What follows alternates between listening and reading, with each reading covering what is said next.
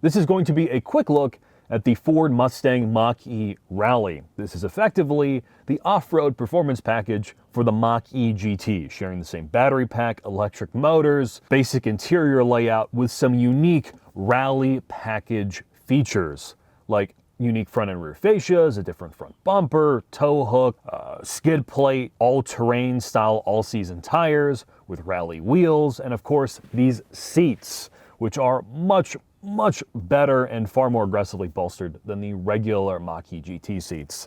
You can get all of this for under $60,000 starting, and well equipped with Blue Cruise and some of the other features, you're looking at mid to low 60s. Though if I'm going to be entirely honest, you're leasing this thing, and Ford has heavily subsidized the leases for the Mach-E GT and Mach-E Rally. Right off the bat, right on the website, you're looking at mid 400s with like $5,000 to $6,000 down, and I'm sure if you go to a dealer, you can negotiate that further. So let's briefly talk about the interior and exterior. Exterior styling is polarizing. This sort of looks like a Ford Focus RS and a Mach-E had a baby. You get the Boy Racer, probably functional rear spoiler, and the more aggressive front. I do think this looks unique. I do appreciate how Ford has taken a different approach versus Hyundai. Hyundai with the Ioniq N went the more track approach. Ford went off-road, which I'm going to be honest, you're not going to track your Ioniq N probably. And I don't know how often you're actually going to be rally crossing your Mach-E Rally, but it is unique. Interior space, you have good interior usability, lots of storage, a big trunk, a big back seat. However, the cons of this cabin still remain. While it is fairly quiet despite the aggressive all-season tires, you have to interact with the infotainment for everything. You don't have a traditional gauge cluster. Your trip menu, your drive modes, your HVAC, your infotainment are all based in this giant iPad thing on the center dash. Not only does it look bad, it's not all that good to use. It's slow, it's had a couple dropouts, and it's fairly cumbersome. I'm sure if you lived with this vehicle long-term, you get used to it, but I don't think the software is that good. And when it comes to the rest of the interior, at least when you look at the purchase price of this thing, for the high 50s, mid 60s, low 60s, you're expecting better. A lot of the touch points don't feel all that expensive. There's lots of cheap plastic in here. It's not that nice of a place. I think that the Koreans, particularly from Hyundai and Kia, do a better job in their EV interior designs than this, but I will leave that up to you. So with that, let's go take this into the shop. We're going to walk you through what they did to this vehicle from a technical perspective. In the shop with the Ford Mustang Mach-E Rally. I'm never going to forgive Ford for not naming this the Rally-E, but oh well. So what is it? This is a option package for the Mach-E GT. It takes the same battery pack, electric motors, a similar setup to the BWI magnetic ride dampers, and of course bigger brakes found on the GT. They throw a Rallycross wheel and tire suspension package, and they throw some additional armor at it and change the front and rear fascias and some of the aero treatments. So from a broad technical perspective, you're working with 91 kilowatt hours. This makes about 700 foot-pounds of torque and 480 horsepower. The front and rear motors make the same amount of horsepower. However, the rear motor makes more torque. It's around 380 foot-pounds, where the front makes just under 320. It's good for approximately 230, 240 miles of range, best case. It is very, very cold out, and this thing gets barely over 200 miles per charge. Something to note, 24s and earlier do not get heat pumps. However, in 25, they'll be adding heat pumps to all Mach-E GTs apparently, which should dramatically help with cold weather performance. And again, the Mach-E is only a 400 volt architecture. Mark and I have done a very extensive Mach-E video where we walk you through the pros and cons of the platform, some of the engineering decisions, some of our thoughts, along with some of their more common issues. What the Mach-E Rally package is from a suspension look is it's a inch lift with softer spring rates front and rear, and they've recalibrated the BWI MR dampers. The electromechanical system, specifically steering, the way stability and traction control works, along with the throttle maps, have all been calibrated for off-road usage as well. The front fascia and the rear fascia have been changed. They've added a recovery point, and you gain about 0.6 of a degree of approach and departure angle. The big thing is you get a real skid pad. This thing is more than just an appearance package. It is genuinely capable and has been this thing is more than an appearance package. It is genuinely capable in a rallycross setup. Rallycross is essentially autocross off-road. You're not meant to jump this vehicle. It's a dirt course. All four wheels are meant to be sent on the ground the entire time.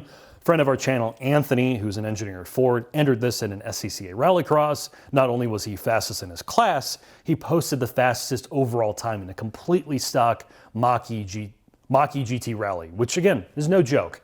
The other thing they've done is a wheel and tire package. They are now running a 19 by 7.5 rally-inspired wheel. They're all white, regardless of exterior color. They're running an all-season tire in 235 width. It's really more tailored towards dirt and snow. You do lose quite a bit of mechanical grip. When it comes to the way this thing puts its power down, it is open diff, front and rear. It's using torque vectoring by brake. And when you are actually driving it, it does a surprisingly good job simulating a more mechanical feeling differential. The other thing as well is, of course, all of these modifications hurt overall efficiency and overall grip, but they have improved ride quality, as we're going to talk about in our drive segment. So let's go take this for a quick drive on our favorite county roads.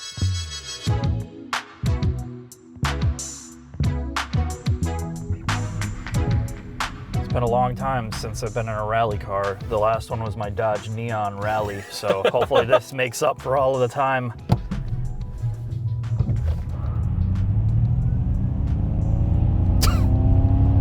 It's just shredding the tires, trying to get traction.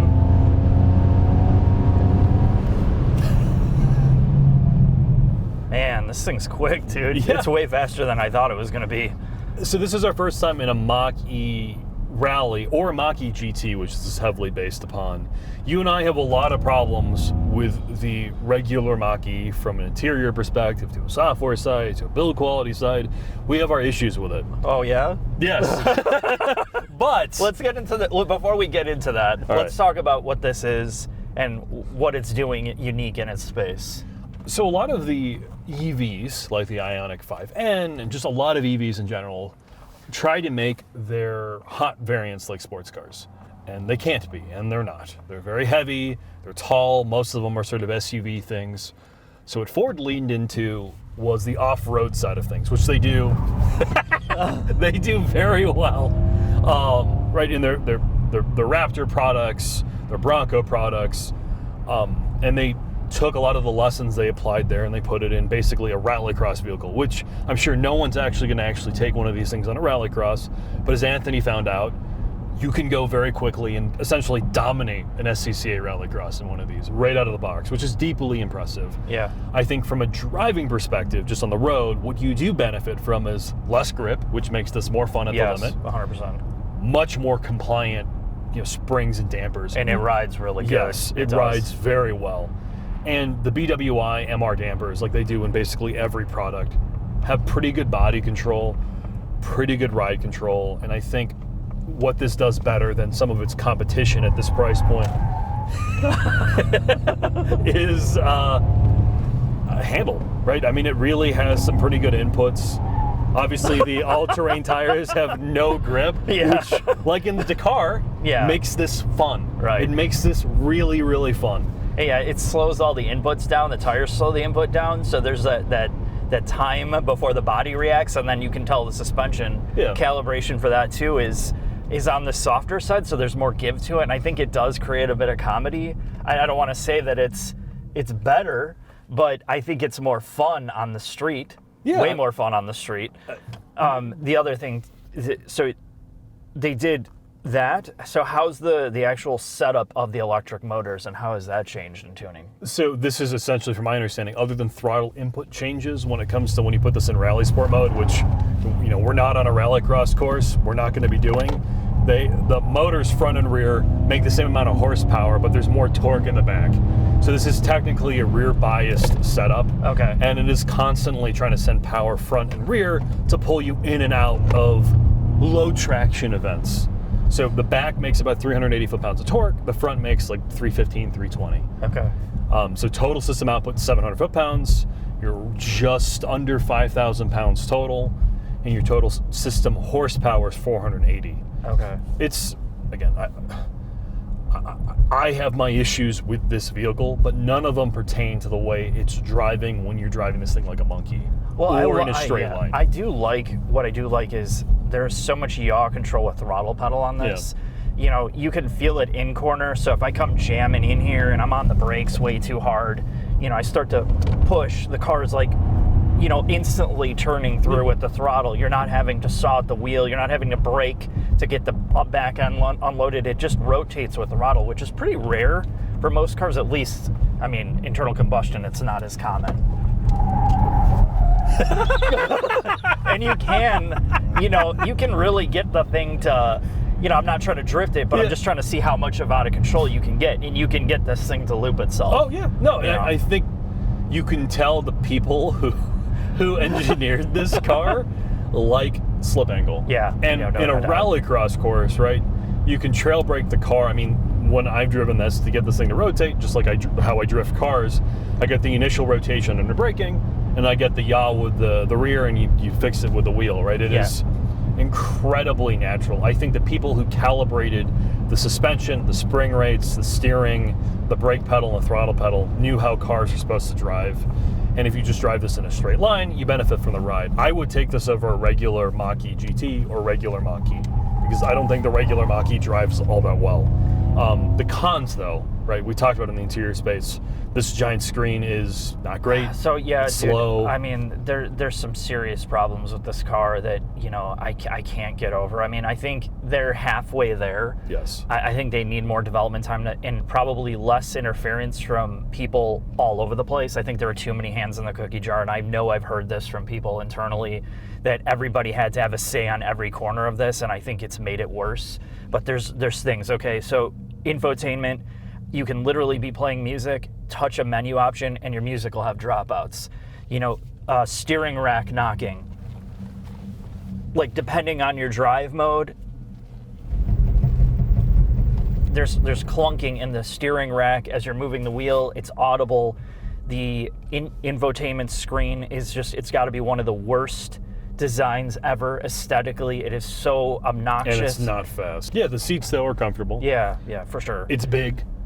It is very, very big. The other con, as I found, is in cold weather, like all EVs, particularly without a heat pump, it does suffer. Prior to you driving this thing like a monkey, I was barely eking out more than like 2.1, 2.2 miles per kilowatt hour, which again, we're talking like in the 20 really degree bad. range. It's very, very bad. So in my experience, just driving this around, so I drove this to the Naperville train station back, and I'm getting basically per percent is about 1.5 miles, which is rough.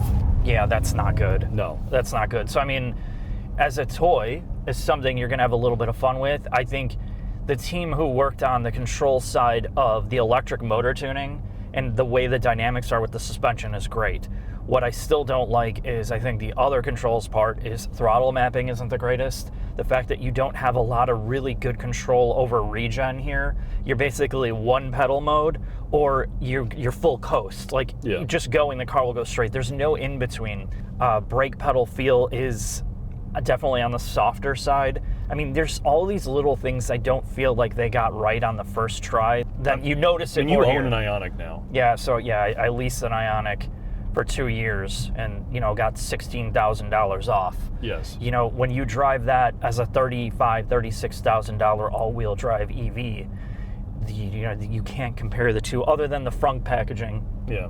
The Ioniq is a much better built, better feeling car, more advanced in terms of battery architecture.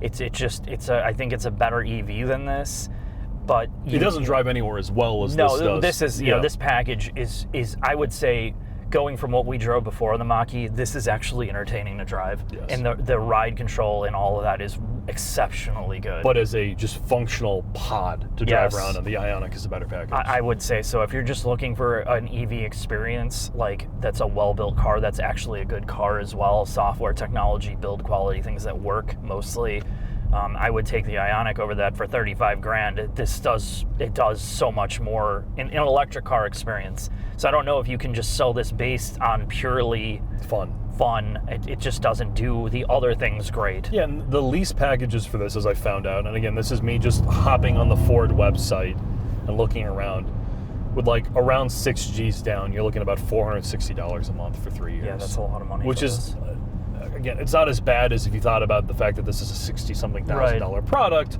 but it's not a $250 Ioniq 5 lease. Right, yeah, exactly.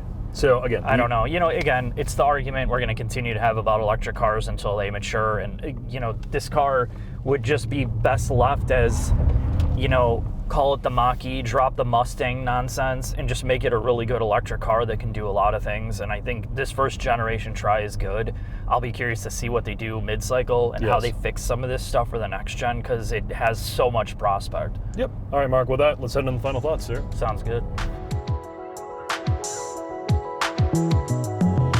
Final thoughts on the Mach-E Rally. Huge thanks to Sam, our PR rep, and of course, Anthony, the engineer we are oh so close to. So what do you need to know about this vehicle? Well, it suffers from a lot of the same basic cons as the regular Mach-E. I don't love the interior, the 400-volt architecture leads to longer charging times, and it's not all that efficient. Those are the cons. The pros are the Rally package adds a lot of life to this vehicle, and it's sort of a unique take in the EV space. Happens when you add softer suspension while you still have good damping and good body control and less grip. It leads to a more entertaining driving experience. The fact that you can yaw this thing out at lower limits makes this very, very entertaining to drive, and it rides better than the regular Mach-E GT. Also, if you are one of the few people on the planet that are actually going to rallycross this vehicle, you have a capable vehicle right out of the box. This is going to be a very entertaining vehicle on a dirt road. What I would suggest to do is lease it. This class of vehicle depreciates like a stone, and Mach-E's have pretty good lease rates. I'm not sure what the Rally package is going to do to those, but if you are interested, this is a strong candidate for a very entertaining lease. So thanks for watching. Hope to see you again soon.